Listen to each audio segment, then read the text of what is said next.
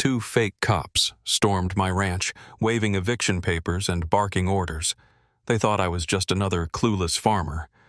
They had no idea I owned one of the largest private security firms in the state. By the time real deputies arrived, the truth was undeniable. But what happened next will shock even those who thought they'd seen everything. But first, let's go back to the beginning. The morning sun hung low over the hills, casting long shadows across the dry, cracked earth of Luke Miller's ranch. Dust curled lazily into the air as the white SUV rumbled to a halt just beyond the weathered gate. Luke stood motionless on his porch, the faded wood creaking softly beneath his boots, watching as the 2 men emerged with the practiced confidence of predators who thought they owned the land they walked on. Their uniforms were too clean, too sharp, freshly pressed navy shirts, shiny brass badges gleaming under the hard light, tactical belts slung low on their hips. Yet their boots carried no scuff marks, no sign of the dirt and labor true lawmen wore like a second skin. Luke's sharp blue eyes took it all in under the shade of his battered cap, cataloging every detail with the cold precision that years of military service had carved into him. They moved fast, too fast, swaggering as if to claim the ground between them and his front steps. The taller one, broad-shouldered with a buzz cut and mirrored sunglasses, jerked his chin toward Luke and barked, "You're in violation of HOA Code 47B, unauthorized livestock density. We're here to serve an eviction notice." The words hit the dry air with a hollow finality. Luke's heart didn't race. His hands didn't twitch. He simply shifted his weight against the beam, letting the weight of silence stretch until the men fidgeted, just a little. His mind worked faster than his slow, measured movements. Cataloging their weapons, none. Their gear, cheap imports. The insignia on their SUV, too new, too polished. And the biggest red flag of all, there was no HOA out here. He owned every inch of this land, free and clear. His jaw tightened imperceptibly. The muscles in his forearms flexed once under crossed arms before relaxing again. He said nothing, not yet. The buzz-cut officer, mistaking Luke's silence for intimidation, smirked. He pulled a folded paper from his clipboard and thrust it toward Luke, the bright orange notice of violation stamp screaming against the white. Luke didn't take it. He let it dangle in the hot air between them, untouched, ignored. In that moment, something shifted, a silent acknowledgement that these men had no authority here, and they had just made a mistake they wouldn't walk away from easily. The ranch was still, save for the lazy hum of cicadas in the brush. Luke's land, Luke's rules, and these boys were about to find out what happened to men who tried to steal from a soldier-turned-guardian. The sun climbed higher, a hard, unblinking eye over the parched land as the 2 men closed the distance with swaggering steps. Dust clung to their boots and swirled around their cuffs, the only real thing about them. The taller one, mid-30s, thick-set, hair slicked back like a salesman from a bad billboard, approached with a folded sheet of paper pinched between 2 fingers like a taunt. Without a word, he jabbed it into Luke's chest, pressing the thin sheet against the worn fabric of his work shirt. His mirrored sunglasses flashed in the sunlight, hiding his eyes, but the crooked smirk on his lips said enough. "Vacate in 48 hours, he said, voice casual, like he was reading a lunch order. "Or face forced removal." The words hung in the dry air, heavy and false. Luke didn't lift his hands. He didn't even glance at the paper. Instead, he let it crumple against his chest, ignored, unworthy of attention. His cold blue eyes flicked over the man before him, cataloging every flaw with military precision. The sloppy placement of the fake badge, the thin material of the navy shirt, the absent county seal on the SUV door behind them. Real officers stood differently. Real officers had the weight of law in their shoulders, the solemnity of duty in their movements. These 2 had none of it. Inside, Luke's fury coiled slow and heavy, like a snake warming under a rock, but he showed them none of it. His face stayed impassive, his jaw set like granite. Only a small, almost polite nod escaped him, a calculated submission designed to draw them further in. "I'll consider it," he said, voice low and dry as the earth under their boots. The bulky man sneered, turned on his heel, and swaggered back to the SUV, kicking up small clouds of dust. His partner followed, casting a quick, nervous glance back at Luke, sensing, too late, that something wasn't quite right. Luke stood still until the SUV tires crunched back onto the gravel road, trailing a dirty ghost of themselves behind them. Only then did he move, reaching up slowly to pluck the folded paper from his chest. He didn't bother unfolding it. He crushed it in one calloused hand and tossed it onto the porch, where it fluttered weakly in the rising heat. No HOA, no contracts, no right. Just strangers, backed by lies, trying to claim what wasn't theirs. Luke's heartbeat slowed into something cold and deliberate. His mind, trained for threats long before these men were old enough to shave, shifted into gear. Someone thought he was an easy mark. Someone thought a rancher alone was vulnerable. Luke Miller smiled, the kind of slow, dangerous smile that meant war. They had come to the wrong ranch, and they had just made the biggest mistake of their lives. The late afternoon heat pressed down like a heavy hand as Luke Miller slipped into the cool, dim sanctuary of his barn office. The thick timber walls, scarred by decades of work and weather, muffled the outside world. He flicked on the battered desk lamp, its light slicing a sharp line across the scuffed wood and piles of paperwork. Luke dropped into the old leather chair, its springs groaning under his weight, and pulled his laptop toward him. His fingers moved with quiet urgency, no wasted motions, no second guesses. Years spent in hostile environments had taught him that truth was a weapon, and he intended to arm himself fully before the next move came. He started with the county registrar, pulling land ownership records, boundary maps, and zoning changes. The documents loaded slowly over the patchy rural internet, each page revealing the same certainty he already knew. His land had never been part of any HOA. No contracts, no easements, no loopholes. It was sovereign, untouched, paid for in blood and sweat, deeded to him outright. So where were these fake enforcers getting their so-called authority? Luke leaned in, reading deeper into the property databases. That's when he saw it. A fresh filing, barely a month old, not against him directly, but against parcels surrounding his land.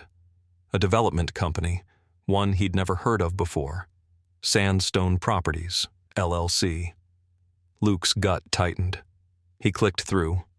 Rezoning petitions, community plans, infrastructure upgrades, all tied to the same development proposal. The map they submitted was the smoking gun, his ranch, right at the heart of the revitalization district. Only it wasn't public yet.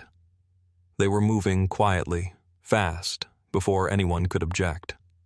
Luke's lips thinned into a grim line. Sandstone wasn't asking permission. They were staging a hostile acquisition. And these fake Community Enforcement Division officers? They weren't just amateurs. They were tools. Pressure applied at the edges, hoping the old, the stubborn, the proud would fold under threat and walk away without a fight. Luke's hand curled into a fist atop the desk, the calloused skin pale with tension. He wasn't going anywhere. He rose, pushing the chair back with a low scrape, and crossed to the old gun safe tucked behind a stack of feed bags. The heavy door swung open with a low growl, revealing not just firearms, but files, records, equipment. The tools of a man who had built ironclad security from nothing and knew exactly how to defend what was his. He pulled out a hard case, popped the latches and lifted out a compact surveillance system. Cameras, microphones, signal scramblers. Everything needed to turn the ranch into a fortress of evidence. Luke checked his watch. Sunset wasn't far off. Good. Nightfall would give him cover. By the time those fake enforcers came back, and they wouldn't find a broken rancher begging for time. They'd find something else entirely, something built for war. The last glow of daylight bled into the horizon as Luke moved across his property with the silent precision of a man trained to vanish when needed. The dry grass whispered under his boots, the cool night air carrying the faint scent of mesquite and distant rain. He worked swiftly but methodically, slipping small, camouflaged cameras into the branches of oak trees, tucking wireless microphones under the lip of fence posts, setting motion-activated sensors near the gate and along the gravel drive. Every placement was deliberate, every angle carefully chosen. Luke wasn't just protecting his land anymore. He was building a net, one that would catch snakes pretending to be men. The hard case lay open on the porch when he finished, its foam interior gutted, every piece of equipment deployed across the ranch like silent sentries. Luke knelt beside it, a small monitor already flickering to life in his hand. One by one, crisp, black and white images snapped onto the screen. The front gate, the barn, the back pasture, the main road leading in. Nothing moved yet. But it would. He rose, stretching the tension from his back, and headed into the house. Inside, the place was simple but sturdy. Thick beams, stone fireplace, well-worn furniture built more for utility than style. The kind of house made to withstand storms, not impress visitors. Luke set up a command station on the oak kitchen table, spreading out copies of the land records and Sandstone's rezoning maps beside his laptop and the monitor feed. His Glock sat within easy reach, a silent reminder that he didn't plan to lose this without a fight. He poured a black cup of coffee from the percolator, the steam curling into the air like ghostly fingers, and took a long, steady sip. If they came again, and his instincts told him they would, he needed more than proof. He needed to know who was pulling the strings. The first step would be patience. Let them feel comfortable. Let them show their hand. Luke settled into the chair with a slow, deliberate exhale, eyes never leaving the feeds. The clock on the wall ticked off the minutes with a low, steady rhythm, matching the beat of his own heart. Calm, patient, unstoppable. Outside, the ranch slept under the blanket of night. But Luke Miller didn't sleep. He watched, and he waited. Because tomorrow, when those fake enforcers returned, they wouldn't find a scared rancher clinging to a lost cause. They would find a hunter, one who knew they were coming long before they ever stepped onto his land. The first pale strokes of dawn barely kissed the eastern hills when the rumble of tires stirred the still morning air. Luke sat up straighter, the monitor feed flickering with motion, headlights cutting through the thin mist rolling low across the fields. Another white SUV, just like before, crawling up the gravel drive with slow, deliberate arrogance. Luke muted the alert tone on the system. He didn't need sound to know trouble when he saw it. Two figures emerged, same uniforms, same cheap badges. But this time, they weren't alone. A third man climbed out from the back seat, taller, leaner, wearing a charcoal gray suit and a smug confidence that set Luke's teeth on edge. This wasn't a hired thug. This was management, someone who thought they had already won before the first move was made. Luke stood up slowly, rolling his shoulders once to shake off the stiffness. His Glock stayed holstered at his side, hidden but close. He wasn't planning on drawing it. Not yet, but the threat hung in the air like gunpowder, sharp and undeniable. From the porch, he watched as they strutted forward, clipboards in hand again, the suited man leading the charge this time. Luke caught every detail, the lazy smirk curling under the man's clean-shaven jaw, the gold cufflinks glinting under his jacket sleeve, the faint scuff marks on his expensive leather shoes. City arrogance poorly disguised in ranch dust. "Mr. Miller," the man called out, voice loud and oily smooth. "This doesn't have to be difficult. You were given notice. Time's up." Luke said nothing. The man waved a hand like he was brushing away a child's protest. "You've been in violation for some time now. Trespassing on rezoned development land, failure to comply with community ordinances, refusal to vacate per enforcement order." The lies stacked one atop another like rotten bricks. Luke let them talk, let them hang themselves. One of the fake officers moved toward the porch, hand resting casually, too casually, on what looked like a baton tucked into his belt. A show of force, meant to intimidate. Luke tilted his head slightly, his face unreadable. The microphones hidden along the porch rail caught every word. The cameras captured every swaggering step, every thinly veiled threat. Luke's heartbeat stayed slow, steady. The suit finished his monologue with a thin smile. "Final warning. You can leave now or you can be removed. Your choice." Luke smiled back. Not a broad smile, not a warm one. A slow, dangerous curve of the mouth that made the closest enforcer hesitate mid-step. Without a word, Luke reached into his back pocket and pulled out a folded piece of paper. Not a gun, not a threat. Just truth, sharp enough to cut them all to pieces. As he unfolded the document in front of them, the suit's smile wavered for the first time. Because Luke Miller wasn't just a rancher clinging to his land. He was the legal owner of the ranch, the licensed CEO of Ironclad Security, and the man who had just turned their little con into a federal crime scene. And the real fun was just beginning. The paper in Luke's hand fluttered slightly in the morning breeze, but his grip was steady as iron. Across the top, stamped in clean black ink, were the words, "Proof of Ownership and Operation, Ironclad Security, LLC."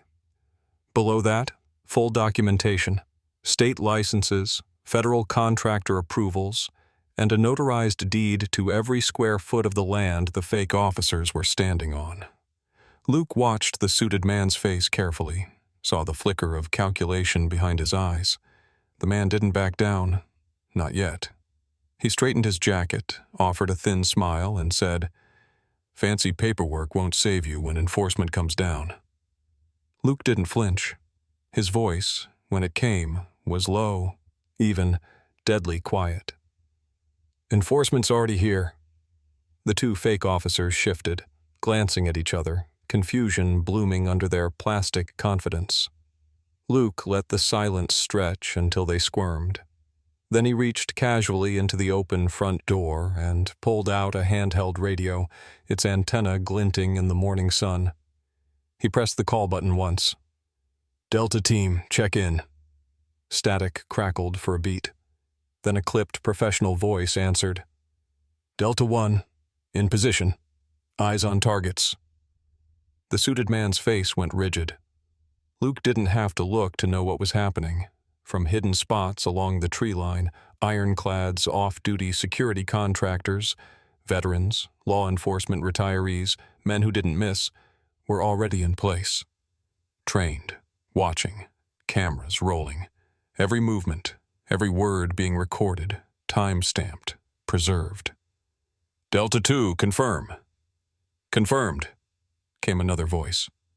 "Targets identified. No hostile action yet." Luke let the radio hang loosely in his hand, his meaning plain. "You thought you were pushing around some old rancher," he said, his voice cutting like a blade through the morning air. "You thought wrong." The fake officers stiffened, their bodies caught between fight and flight. The suited man's hand twitched toward his pocket, probably for a phone, maybe for something worse. But he stopped when he saw the hard glint in Luke's eyes. "You're trespassing," Luke said, voice growing harder. "You're impersonating law enforcement. You've committed wire fraud, attempted unlawful eviction, and you've threatened a licensed federal contractor on his own property." He took one slow step forward, boots crunching the gravel.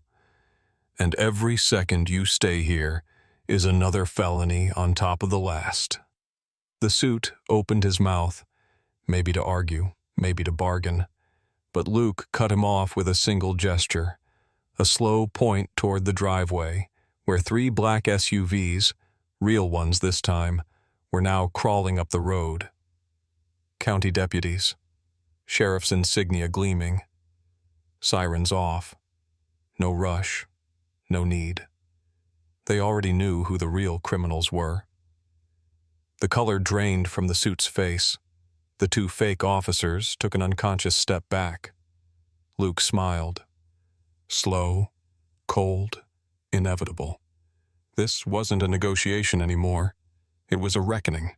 The low rumble of the sheriff's SUVs grew louder as they rolled to a stop at the edge of Luke's driveway, kicking up a slow-moving cloud of dust that hung in the morning air like smoke from a spent battlefield.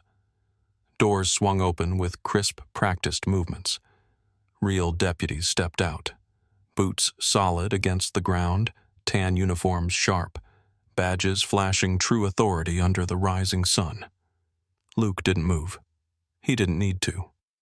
The fake officers, so bold an hour ago, now stood frozen, their bodies stiff with the ugly realization that the game was over.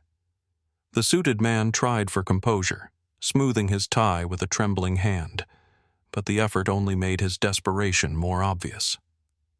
Deputy Sheriff Greg Harmon, a broad-shouldered man in his 50s with a weathered face and sharp, assessing eyes, approached first. His gaze flicked from Luke to the imposters, and though he kept his voice calm, there was no mistaking the hard edge behind it. "Miller," Harmon said with a respectful nod. "Got your call. Surveillance footage came through." Luke handed him a flash drive, the one recording everything from last night's setup. Harmon took it without question, slipping it into a pouch on his belt as another deputy moved to the back of the SUVs, pulling out a thick bundle of zip ties and evidence bags. The suited man found his voice at last. "This is a misunderstanding," he blurted, the fake smile cracking at the edges. "We're authorized. We have documents. Save it," Harmon said, cutting him off with a flat, cold look. "We've already confirmed the property records. We've seen the fake uniforms. We've got you on tape impersonating officers and threatening a licensed security contractor." The deputy beside him stepped forward, one hand resting lightly on his holster. "You're under arrest. Hands where we can see them." For a moment, the world held its breath. The 2 fake officers hesitated, the flicker of a bad decision crossing their faces. But Luke's quiet presence on the porch, the unflinching line of real deputies, and the cold certainty of the law snapped whatever fight they had left. One by one, they raised their hands. Cuffs clicked into place with a finality that sounded sweeter to Luke than any applause. The suited man went last, his facade shattered, rage simmering beneath his polished exterior. As the deputies led them away toward the waiting SUVs, he turned once, locking eyes with Luke. There was no threat left in him, only a kind of bitter, impotent hate. Luke tipped his hat, a slow, mocking salute. No words needed, because today the liars and bullies had been dragged into the daylight, and they had nowhere left to hide. By midday, the ranch was silent again, but Luke Miller knew better than to think the war was over. The men in cuffs were pawns, aggressive, sloppy, dangerous, but still pawns. Luke had seen enough operations, enough dirty backroom deals, to know that men like that didn't act without a hand pulling the strings from the shadows, and he intended to find that hand. Inside the ranch house, Luke spread the confiscated documents across the kitchen table, the fake eviction notices, the counterfeit community enforcement credentials, the maps. At first glance, it was a mess of small-time forgery. But Luke's eyes, trained to see patterns hidden beneath chaos, picked up something deeper. Watermarks, seals, legal phrasing too sophisticated for local thugs to invent. Someone higher up had crafted these papers, and someone much bigger had the resources to run an entire fake enforcement division. Luke's laptop screen flickered as he dug deeper, tracing property filings tied to Sandstone Properties, LLC, the supposed developers. The first layer peeled back easily. Shell corporations in nearby cities, registered through the same P.O. box, the same lawyer's office. But then he found it. A name buried in the second layer of filings. Everett Marsh. Luke's mouth set in a grim line. Everett Marsh. Wealthy real estate mogul, former city councilman, and now chairman of the county's new revitalization committee. A man with friends in high places, enemies buried quietly, and a reputation for turning prime farmland into soulless, gated communities at any cost. Marsh didn't just want the land. He wanted it fast, quiet, and dirty, without messy legal fights that might delay construction or drive up prices. And Luke's ranch wasn't just another field on a map. It was the linchpin in Marsh's development plan. The one piece of ground that would control the water rights, the main road access, and the entire project's future. No wonder they'd sent the fakes in first. Luke leaned back in his chair, the old wood creaking under his weight, staring at the name glowing coldly on the screen. He understood now. This wasn't about zoning laws or petty harassment. It was about power, greed, control. And Everett Marsh had tried to take the one thing Luke Miller had fought his whole life to protect: freedom. Luke closed the laptop slowly, a new weight settling in his chest. The men in fake uniforms were in jail. But the real enemy? He was still out there, rich, connected, and very much unafraid. For now. Luke's jaw tightened. He was done waiting for attacks. It was time to bring the fight to Marsh's doorstep and show the man what real ownership meant. Luke Miller wasn't a man who believed in making noise for the sake of it. He believed in precision, in moving with quiet, devastating certainty. By the next morning, the wheels were already turning. In a nondescript truck, dusty from old ranch roads, Luke parked 2 blocks from the gleaming glass offices of Marsh Development Group. From a distance, the building looked untouchable: brushed metal siding, manicured lawns, security cameras blinking like lazy eyes. But Luke knew appearances better than most. He knew the slick surface only made the rot underneath harder to spot. Inside his cab, Luke clicked through final checks. Evidence packet, ready. Recorded threats, compiled. Legal team from Ironclad's corporate branch, standing by. He hadn't spent years building a security empire just to sit back and hope for justice. He had built it for exactly moments like this. Adjusting his worn ball cap low over his brow, Luke got out of the truck, moved toward the building with a slow, measured gait. His boots thudded softly against the polished sidewalk, the only rough thing in a sea of pressed suits and polished shoes. Inside, the receptionist barely looked up before plastering on a customer service smile. "Do you have an appointment?" Luke dropped a manila envelope on the counter with a heavy slap. "Tell Everett Marsh his time's up," he said. The receptionist faltered, the words hanging heavily in the air. From somewhere beyond the frosted glass doors, muted voices rose, confusion, tension. Within seconds, a pair of corporate security guards appeared. They moved briskly, hands near their belts, not quite aggressive but ready. Luke didn't flinch.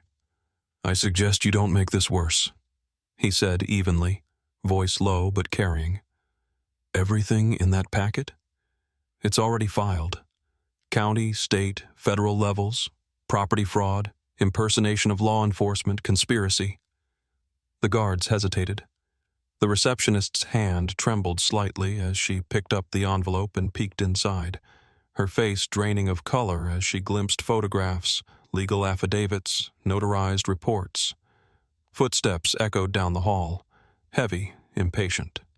Everett Marsh himself appeared, flanked by 2 personal attorneys. Hair slicked back, suit so sharp it could have cut glass. His eyes locked onto Luke with a flash of disdain, and then, briefly, something colder. Fear. Luke simply tipped his hat back enough to meet Marsh's gaze full on. "You wanted my land," Luke said, loud enough for the entire lobby to hear. "You thought I was some dumb hick you could run over." A pause. Heavy. Final. "You made the wrong enemy." The building's polished walls couldn't hide the tension that snapped like a live wire between them. Marsh's attorneys whispered urgently, flipping through the first few pages of evidence, realizing just how deep the pit under their client's feet had suddenly grown. Luke didn't wait for a response. He turned on his heel and walked out the way he had come, his boots leaving faint scuffs on the perfect floor. A reminder that not everything in this town could be polished clean with a bribe or buried under a contract.